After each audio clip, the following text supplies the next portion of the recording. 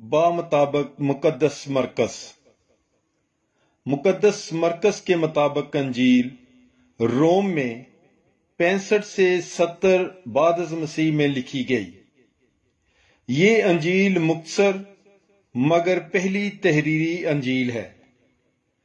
مرکز یسوع کی تعلیم اور معجزات کو مختلف انداز سے بیان کرتا ہے، اور سب سے بڑا معجزہ یسوع کی موت اور قیامت ہے۔ یہ انجیل دیگر مذاہب سے مسیح کو نجات دہندہ قبول کرنے والوں اور ان مسیحیوں کے لیے لکھی گئی جو اعزار ثانی کا شکار تھے۔ مسیحیوں پر اعزار ثانی بھی خداوند یسوع مسیح کی خوشخبری اور خدا کی بادشاہی کو روک نہیں سکتی۔